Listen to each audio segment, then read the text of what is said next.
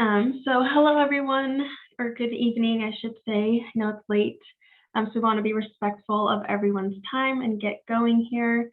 So my name is Amanda Aragon. I am the workforce planning manager here at High Sierra Area Health Education Center, followed with the rest of my team to help just inform you all about college readiness, because I feel like this is very important to talk about. I wish something like this was happening when I was going into college, something that my parents invested in. So I'm happy to be providing this opportunity for you all tonight. And I'll go ahead and let the rest of my team also introduce themselves, and I'll hand it over to Elizabeth. Hi, everybody. My name is Elizabeth Porter. I'm the Student Services Advisor. And then hello, everyone. My name is Leilani Garcia. I am one of the health education coordinators. Hi, my name is Fernanda Heike, and I am the other health education coordinator. Okay, awesome. Thank you. So let's go ahead and get started. So what we'll be talking about tonight, just a quick overview, is who we are as an organization, who is High Sierra AHEC, some advantages of higher education. We'll then be talking about some college prep for high school students, depending on which year they are in high school. We have some tips for those and what they should be looking for. We'll be talking about some scholarships, loans, and financial aid with a guest speaker from the University of Nevada. And then if we have time, we'll do some roundtable discussion questions. But throughout the presentation, if you have any questions, please feel free to shoot those into the chat at any time, and we will get to those when we can. And yes, please don't be afraid to ask questions. I really like engaging with the audience. I know it's virtual, but that's okay. All right, so before we dive into the college readiness aspect, I wanted to provide an overview of who High Sierra AHEC is and what AHEC means. So AHEC stands for Area Health Education Center, and we're actually a national organization. As you can see on the map here on the left, there are over 300 program offices and centers that serve 85% of the United States counties. So you can see that all throughout the map. And then here in Nevada, we have 3 centers. So we are located in Reno. That's our center. And then we also have one located in Elko, and then one in Las Vegas. That's just here in Nevada. But obviously you can see there are a lot more. And the main purpose of everyone nationally is to support the Bureau of Health Workforce strategic priorities to increase diversity among health professionals, broaden the distribution of health workforce, enhance quality care, and improve healthcare delivery to rural and underserved areas and populations. And the main focus here, or our main mission throughout, is to really address those healthcare workforce shortages that we are seeing, and being able to provide that throughout each state.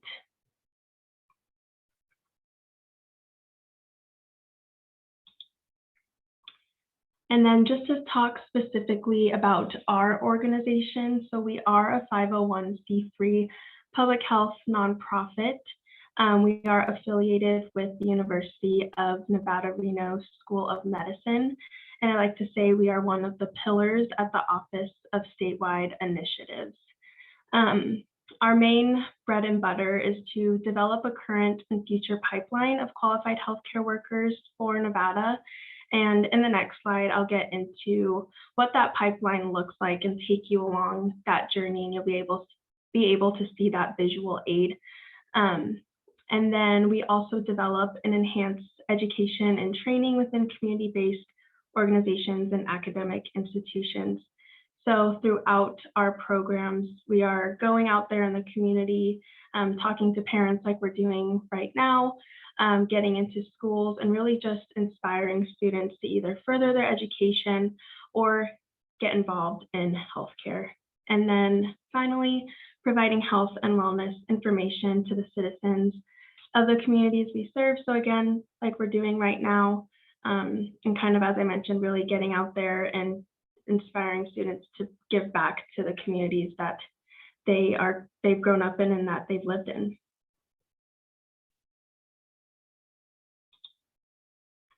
And so just to continue on, I keep referencing this workforce pipeline. And if you're like me, I am a visual learner, so I wanted to provide this infographic for you all as I'm talking through our programs so you can follow along.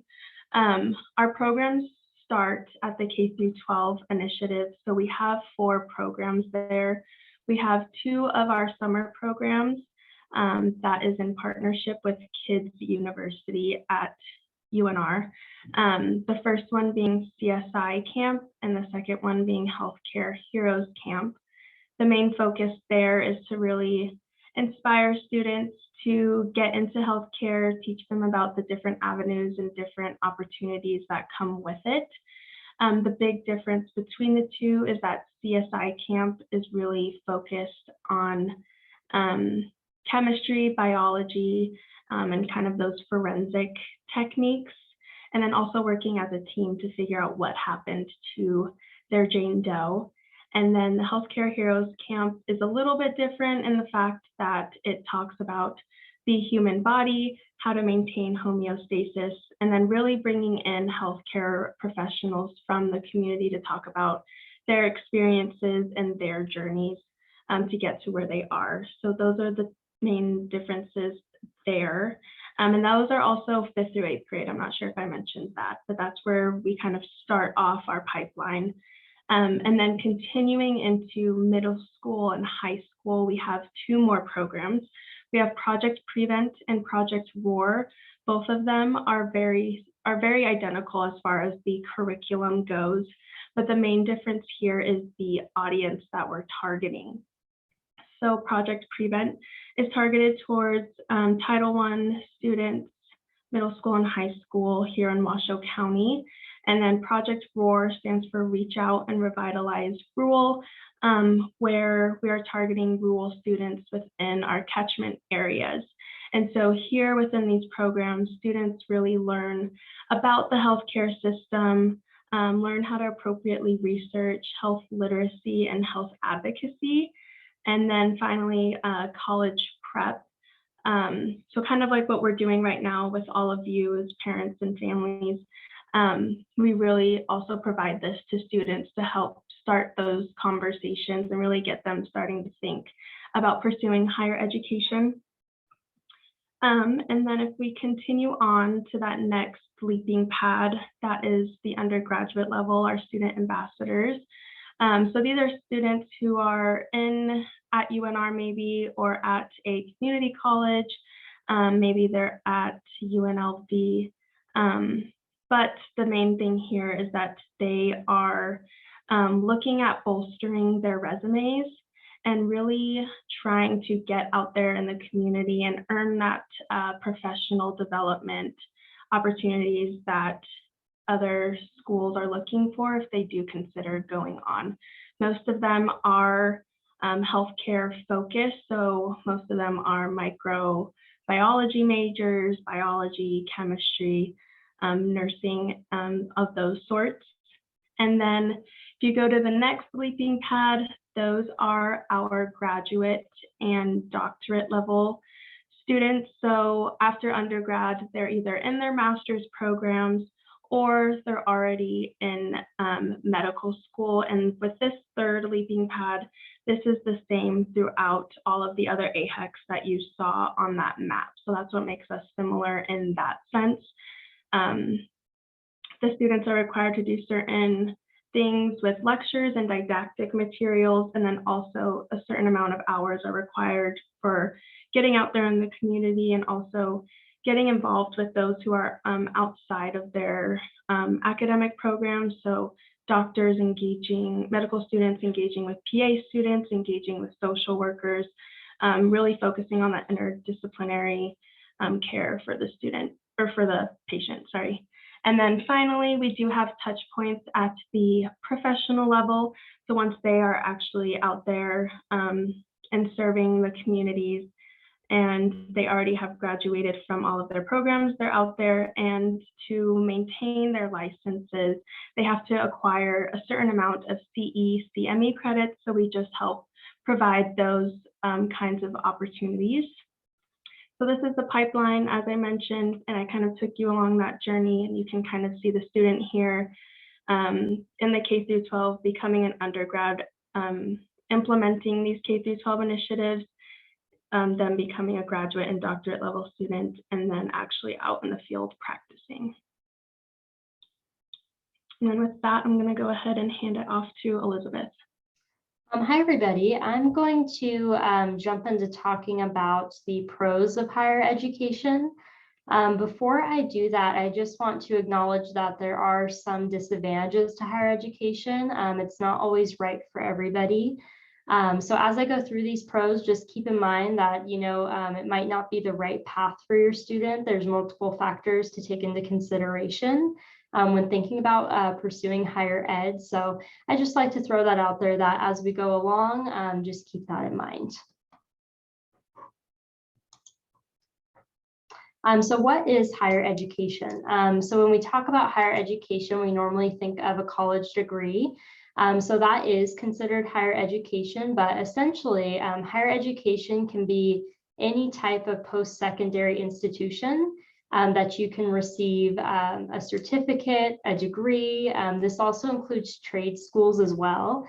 So as I talk about higher education, keep in mind it just doesn't always just mean a college degree. We're talking certificates and trade schools as well.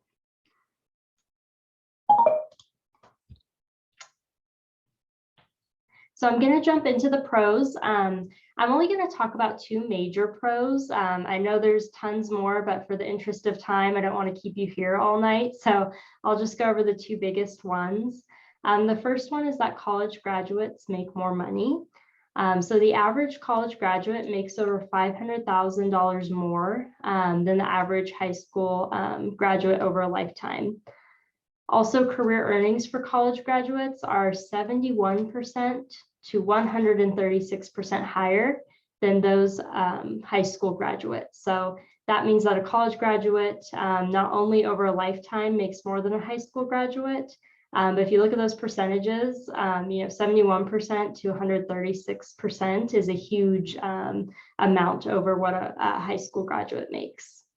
And then thirdly, college graduates are more likely to be offered benefits. This includes health insurance and paid time off. Reason being is we'll get into our second pro, where they are more likely to secure positions that offer those benefits.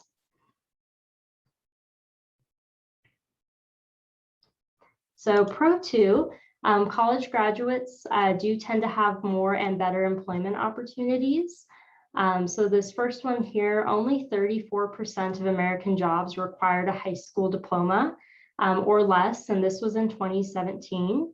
And that's compared to 72% in the 1970s. So what that means is back in the 1970s, 70% of jobs required just a high school diploma. In 2017, that number went down to 34%. And you could probably think that in 2021, that number is even lower. And a bachelor's degree is necessary for certain career fields, and this is becoming more and more common. So most jobs now are expecting a bachelor's degree, if not higher education. And it is expected that that will grow over the years. So as we go along, more and more career fields and jobs will require bachelor's degrees. And then this is an interesting statistic. At Georgetown University, they did a study and they found that 11.5 million of 11.6 million jobs between 2010 and 2016 went to workers who had associate degrees, bachelor's, or graduate degrees. So that means only 1 million of that 11.6 million jobs went to people who had just high school diplomas.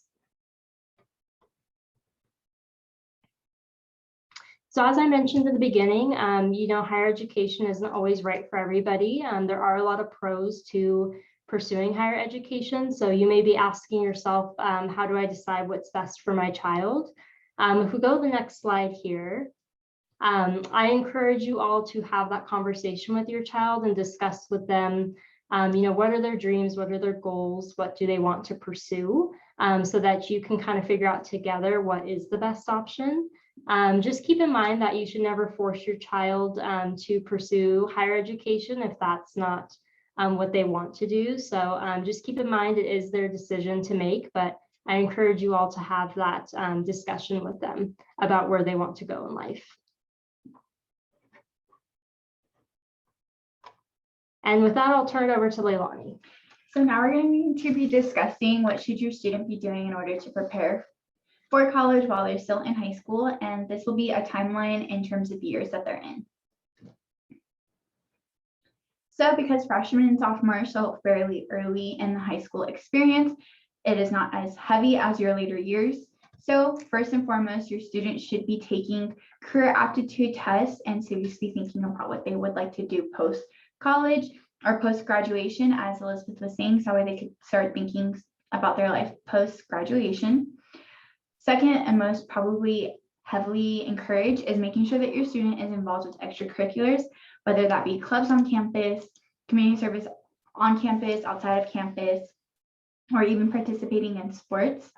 Colleges and scholarships do like to make sure that your student is well-rounded and can do things outside of just academics. Thirdly, it is a well-known myth that your freshman and sophomore years do not count or are taken as seriously in college. So you don't have to do as well in those years of high school, but it is still important to make sure you're doing well during those years.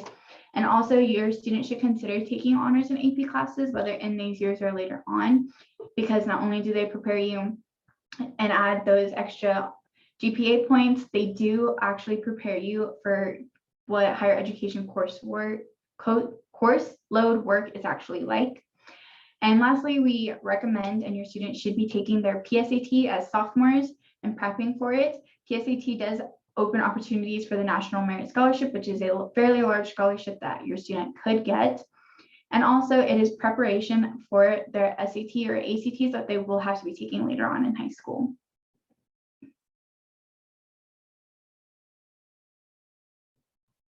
So now we're going to go into juniors. Junior year is arguably the most important year for your students, hence why there's a lot more to make sure that you are doing.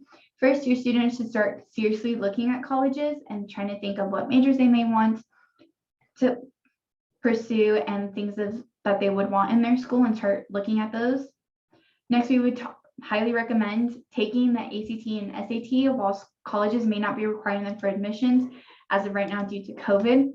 They're still highly encouraged just because they could help with getting scholarships and financial aid from your school. Then we also recommend taking on leader positions within their extracurriculars. So colleges and scholarships like to see that your student has a passion and that they like to try to excel in it rather than be mediocre and do a bunch of different things and not excel in any of them. And then also maintaining serious grades, and then again, considering taking honors and AP classes. And then according to the College Board, who is responsible for the AP curriculum and administering AP exams, those students that do take AP classes do actually perform better in college than those that don't take AP classes. And lastly, you should also start having a serious conversation with your guardian, with your student as a guardian, to make sure that you are getting down to the realities of your student going to college, which we're going to go into in the next slide. So these are some questions that we highly recommend taking a picture of. So some of the major things of the realities of going to college and your student should be talking about the financial expectations of yourself and of your student. And then also just some of the logistics in terms of what you expect, what your student expects out of their college experience and what you expect them to do with their college experience. So again, we'll give you another second to take a picture.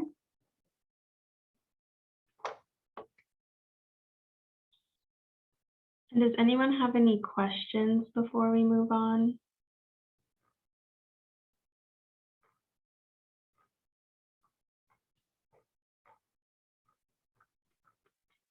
Okay, just wanted to make sure. And please feel free again to put it in the chat so we can get to those throughout.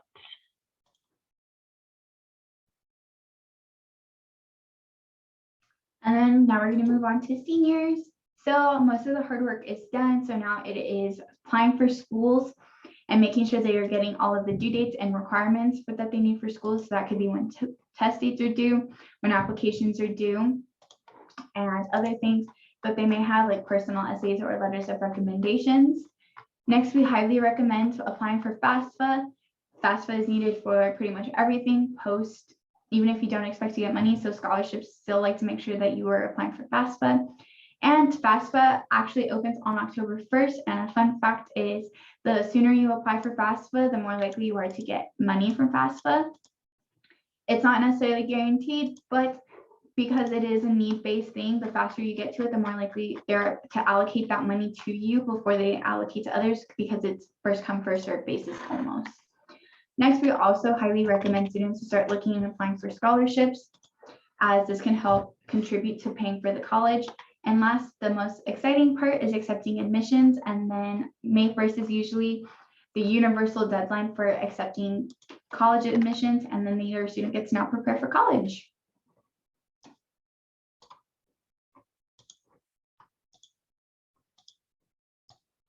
And then also just another thing to add on to the questions you should be asking your student to prep them for college or higher education is, what do you realistically want to do, as Elizabeth was mentioning earlier?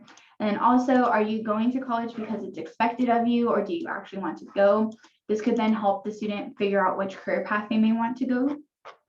And also, because higher education usually is a large time commitment, asking the student, are you willing to put in that time, and are you ready to put in that much time into school? And then also with that comes, are you willing to kind of put your life on hold? So for instance, doctors usually have to go through an additional 12 years of schooling and residency before they actually become an MD and start practicing. So things like that, are you willing to put in that much work to go pursue that career? And if yes, then continue on and kind of help guiding them through those questions. And I am now going to pass it on to Fernanda, who's going to be talking about community colleges versus universities. Hi, everybody. So I'm just going to go over real quickly about community colleges versus university and what to expect from each of them. So a community college is basically a two-year institution that mostly offers associate's degree or degrees in very specific fields. And usually you can complete your degree within 2 years or less, depending on what you decide to do. Some of the degrees that you guys can get at a community college is going to be an associate's degree, and that can be biology, business, computer science, etc. There's definitely more. These are just the ones that we listed. I also know that some community colleges do offer a bachelor's degree on nursing, such as CSN in Southern Nevada, so College of Southern Nevada. Some of the certificates that you can get is nurse assistant, massage therapy, health science, welding, and that usually takes about 2 years, and it's very much more centered in what you want to do in that trade than your English and math classes.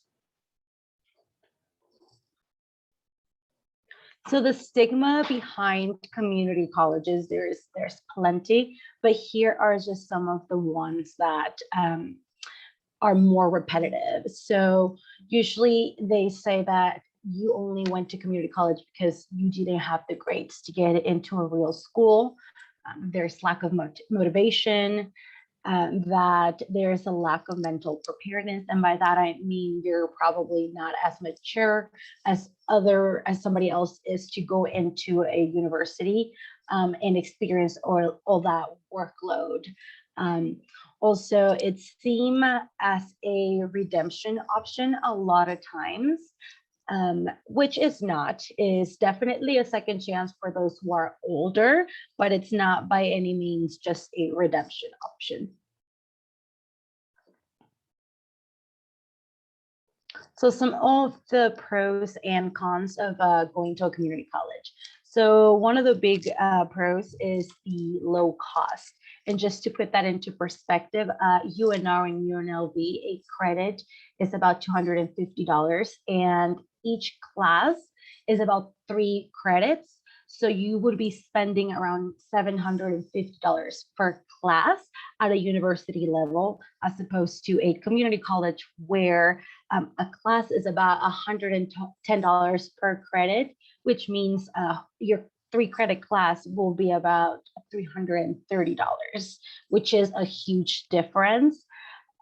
Sizes of classes are also smaller, but that's usually you get there when you go into a higher level courses at a university level. So 300, 400 level courses, you usually have less people as well.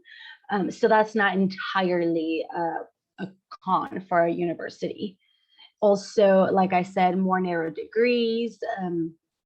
The application process tends to be more affordable and accessible as well at a community college. So UNR, UNLV application is about $50, I believe, and at a community college is about $20 to apply.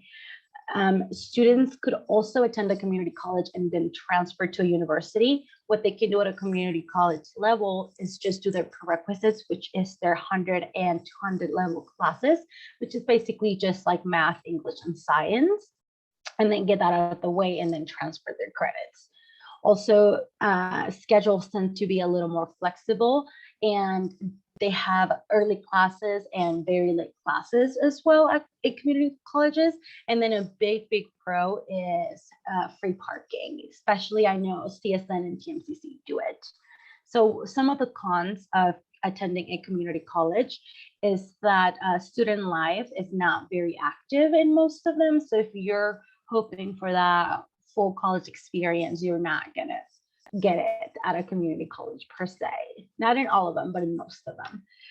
Again, limited degree options. Not all credits may transfer. And according to the Government Accountability Office, they had a study/survey done, and 43% of credits did not transfer from higher institution to higher institution.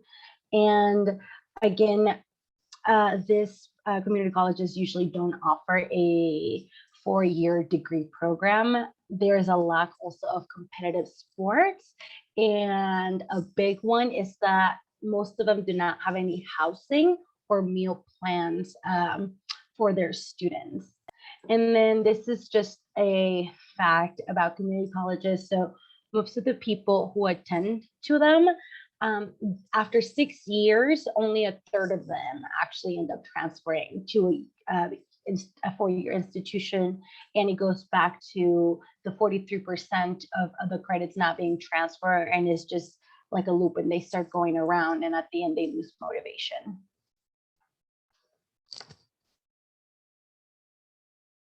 So university, longer programs are offered, such as bachelor's, master's, and doctoral degrees. And they take about 4 years to complete, sometimes a little bit longer, but that is okay. Universities typically offer a wider range of degrees and programs and very specialized areas of studies. These degrees were taken from the UNR website. So you do have agriculture, accounting, education, biology, nursing, communication studies, engineering, amongst many, many, many others. So some assumptions of attending a university is that you cannot attend one without getting in debt. And that is probably one of the biggest ones. There is so many scholarships out there. You can literally just type in Google scholarships for left-handed people, and you can probably get 10, 20, $30. And that is a huge help because if you do apply for little scholarships like that, you can end up paying, let's say, your books just out of that money. Also, they say that you won't have time for a part-time job, which it can be true depending on what you're studying, but it's definitely doable. You can definitely have a part-time job. Usually, also it's said that the first year is not as important as the other years. However, you want to start making connections and have good relationships with your professors starting your freshman year, because if you want to continue to into a graduate program, you're always going to need those references, and having them as a backup is a great way to do it. Also, you must pick your major before you apply to college. That is also a assumption, because you can go in as undecided and do your prerequisites first and then decide what you want to do. And also keep in mind that a lot of times students change their major more than once. Also, your test scores is everything. will make or break your chances of getting into college. Yes and no, ACTs and SATs are important, as Leilani explained. However, you can always take placement tests and see where you are if you didn't do good in those SATs or SATs. So some of the pros and cons of university is that we're going to start with the pros. Again, full undergraduate, graduate, and doctorate programs. Some universities are research institutions such as UNR. They are basically seen as a one-stop shop. And by that, I mean that within the university, you have a health clinic, you have a gym, you have a library, you have a food court. So it's like its own little town, and you really don't have to go anywhere because there's dorms there and you can stay there as well. You can also get work experience, especially at those higher level courses, and do internships or apprenticeships, and that's how you get your work experience. It can broaden your mind because it is definitely a more diverse community, increases your earning potential, as Elizabeth mentioned, and you have a lot of programs and classes to choose from. A student also can do study abroad, which is a huge one. Competitive sports and intramural sports, a big one. Housing and meal plans are available for students. And now going into the cons of attending a university, it is a high cost. However, it's not impossible. Your workload tends to be a little more than it would be at a community level courses. Also, the class sizes, as mentioned before, parking prices, students tend to get homesick, and also money management, especially for those who are leaving home for the first time. So now I would like to introduce you guys to Eric Hendrickson. He is a financial aid advisor at UNR, and he's going to explain financial aid and all the programs that also UNR has in order to be able to attend university.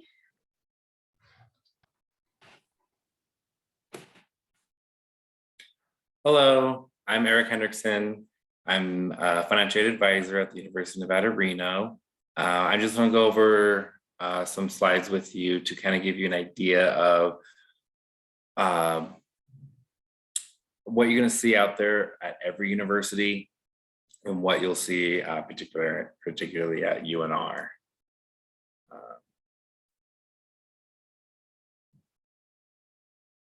Share screen. Sure, there you go. Okay. There we go. So financial resources that you'll come across. So financial aid is an umbrella term for all the different types of financial resources, which are grants, scholarships, loans, work study, waivers, third-party payments. All of that's financial aid. Some of it you access through the FAFSA.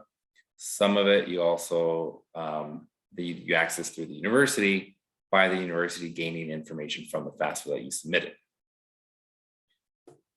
So to fill out the FAFSA, go to fafsa.ed.gov. Every October 1, the FAFSA will open, and the UNR's priority deadline is February 15th to get the FAFSA into them. Does not mean that you can turn in February 16th and not receive federal funding. You just will miss out on the opportunities of financial aid through the university or university-based financial aid programs. So please be sure to research the other universities that you're looking into to see what their priority deadline is to make sure you meet that. Every FAFSA is going to use 2 years prior taxes.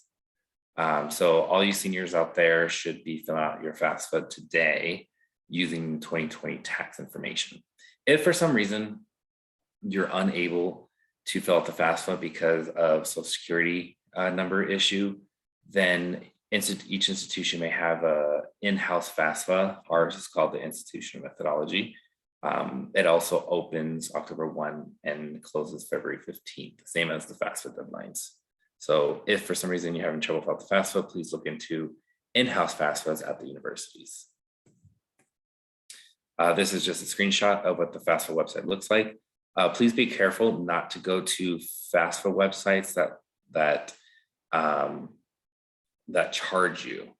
The FAFSA application is free, so please do not pay for anyone else to do it for you. If you need assistance, you can always go to your financial advisor to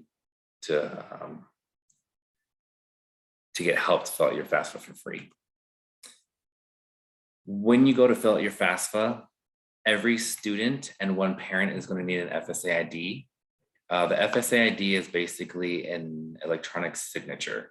It links through your social. So on the FAFSA, when you go to put your tax information, there's the data retrieval tool, which is a nifty tool to automatically pull your tax information into the FAFSA and fill it out for you. So then you don't have to, sometimes it can get confusing if you do it manually. You can do it manually if you want to, if it makes you more comfortable, but we recommend the data retrieval tool. You're gonna need a social security number, cell number, or email. When student and parent are filling out their FSA IDs, be sure to keep the email numbers separate.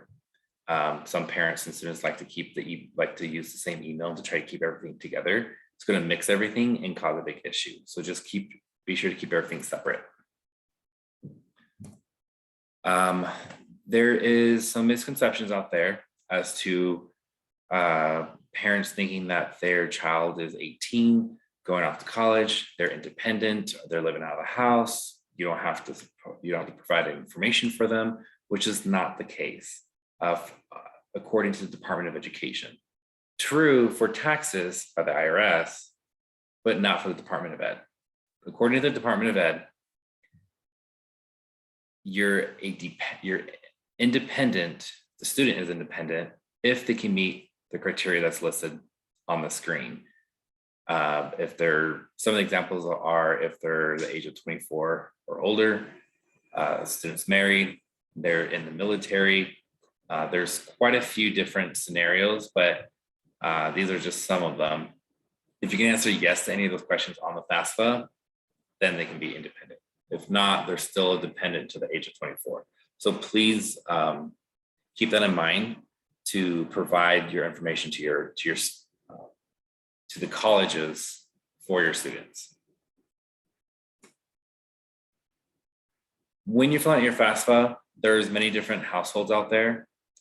So these are some majority examples. These are some, sorry, it's getting late. These are some examples that you primarily will run into.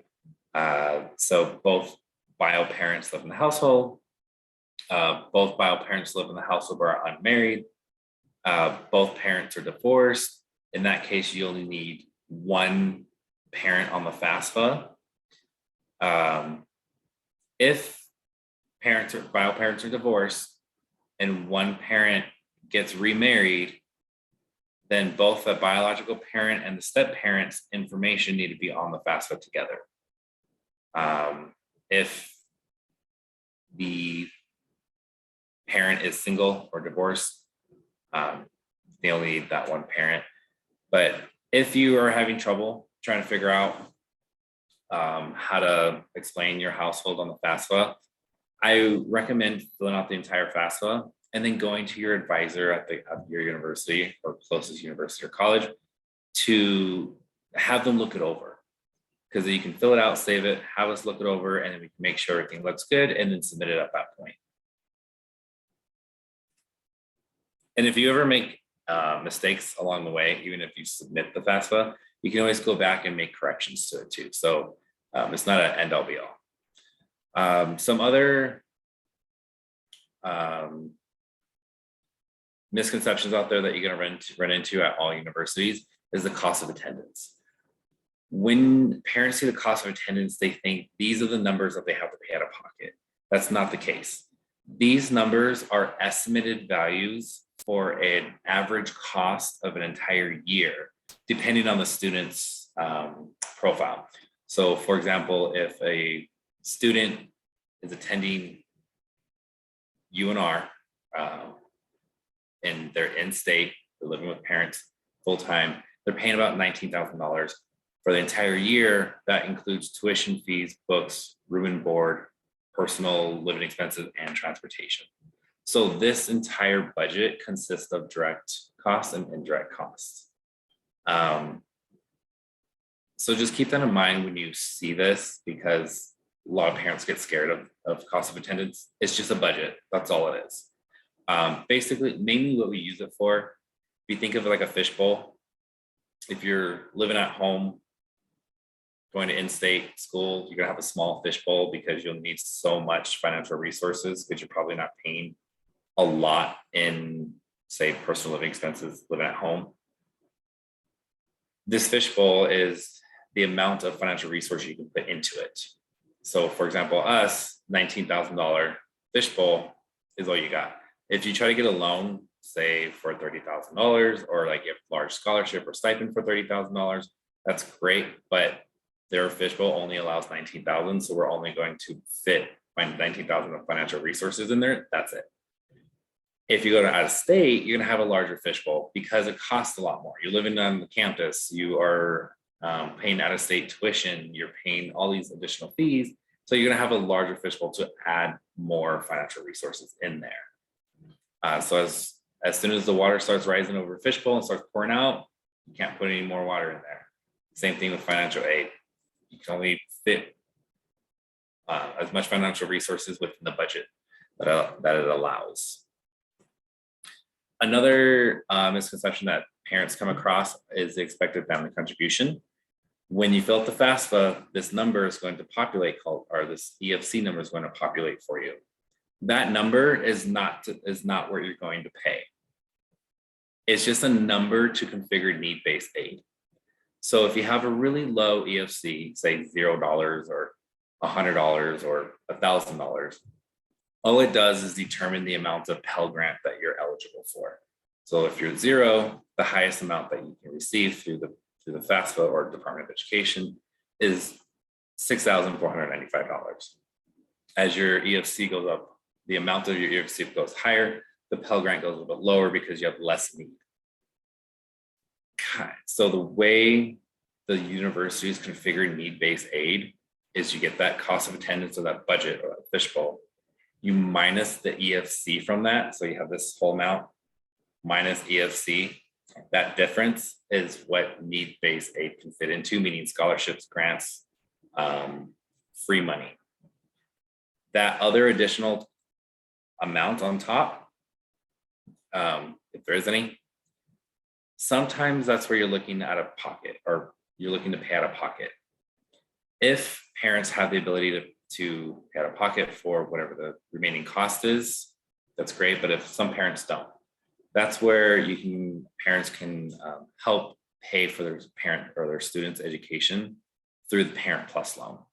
So So just keep in mind that there is a loan through the Department of Ed for parents to help pay for their students' education. In order for students to be eligible for federal loans, they must be degree seeking. They have to complete the FAFSA. They have to be meeting SAP, meaning satisfactory academic progress. They have to be at a 2.0, completing their classes, not dropping classes, so they're being good academic standing, and at least enrolled half-time, meaning 6 credits or more. This chart, the reason why I put this chart out there is because I just wanted to show that the misconception out there that students take out thousands and thousands of dollars and they're like $50,000 in debt in 1 year. That's not, or through the Department of Education, that's not necessarily the case. The Department of Education actually puts safety nets into play. So if you look at this chart, an incoming freshman who's a dependent is capped at $5,500 for the year. That's all they can take out. For the entire duration of their undergraduate program of their bachelor's, they can take out up to $31,000 as a dependent student. That's it. If they're independent, they might have a little more additional costs, so they can take out up to $57,500 for their bachelor's. So it does cap students to prevent them from taking out too many loans or too much in loans. And at the very bottom, you can see the Parent Plus loans there. I recommend that undergraduate students utilize their loans first because it's a fixed interest rate of 3.7% versus the Parent Plus loan that's a fixed interest rate of 6.2%. So you can already see there, like it's more beneficial for the student to take out their own loans before parents touch their loan. And I also wanted to point out to really pay attention to the type of university that the student is, or that your student's looking into, because the University of Nevada, Reno is a tier 1 institution. The average cost of a tier 1 institution is $34,000. For an out-of-state student to come to UNR, it only costs an average of $24,000 for tuition and fees. So right there, you already eliminated about $10,000 off the bat. And then for an in-state, it's about $7,600 for the year. So really more so pay attention to the cost of tuition and fees versus that cost of attendance, because that cost of attendance is a larger number, but there's a lot of indirect costs that are in that, such as the living expenses and books and other stuff that doesn't necessarily mean that goes straight to the university. If you have any questions at any time, please feel free to jump in and ask, or to type them out. I don't mind asking any questions or answering any questions.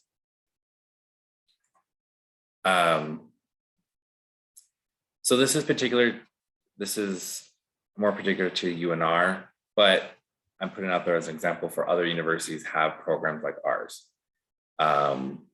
So like to apply to our scholarship program, you have to apply by February 1st. You have to have a FAFSA or institution methodology on file. So that's what I mean by the priority deadlines for the institution or institution funds, not necessarily federal funds. And that we have a scholarship that ranges anywhere between $500 to $8,000. So it's really beneficial to submit everything by the deadlines.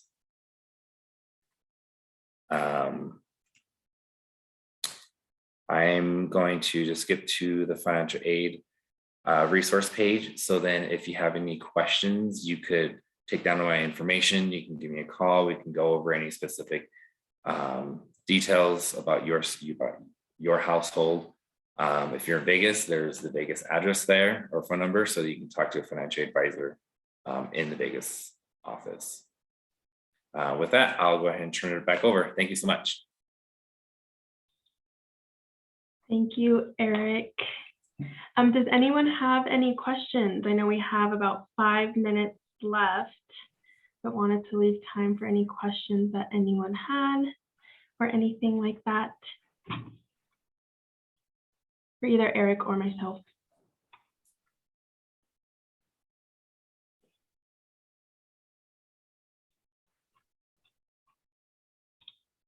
And then what I'm going to do, share my screen. So here are just a couple resources to further look at FAFSA and scholarship opportunities. So if you want to take a picture of that, go ahead and do so. Leave it up for a minute.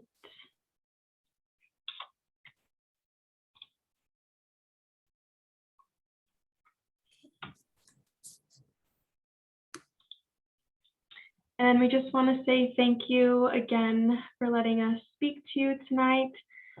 Here's some of our contact information from the team in case any of you want to reach out about anything that we discussed tonight or anything that you wanted to know about our organization.